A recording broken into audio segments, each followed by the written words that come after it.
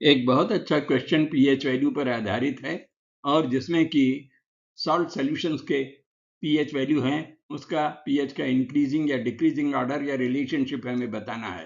तो क्वेश्चन इस प्रकार से है, what is the correct relationship between pHs of isomolar solutions of sodium oxide pH1, sodium sulphide pH2, sodium selenide pH3 and sodium telluride pH4। अब जैसा कि हम देखें ये सब सॉल्ट्स हैं और सॉल्ट्स का ये पीएच वैल्यू में क्या रिलेशन है ये हमें निकालना है। तो अब आप देखिए हर एक में तो कैटायन कॉमन है, sodium is the common cation, और जो एनायन है वो किस ग्रुप के एलिमेंट से रिलेटेड है अगर हम ध्यान दें, this is related to group 16, that is oxygen, sulphur, selenium and tellurium.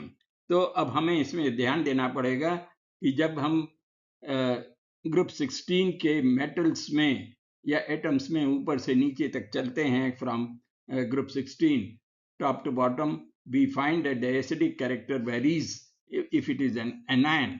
So H2O का एसिडिक कैरेक्टर सबसे कम है और H2TE का सबसे ज्यादा है। उसका कारण ये भी हो सकता है कि साइज बढ़ता जाता है, जैसे हम ऊपर से नीचे चलते हैं ग्रुप में साइज ऑक्सीजन का सबसे कम है, टेल्यूरियम का सबसे ज्यादा है।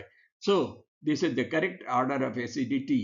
और इसका उल्टा होगा basic order conjugate basis, that will be oxide 2 negative is greater than sulfide 2 negative, then it is greater than selenide 2 negative, dinegative and telluride 2 negative. So that's way.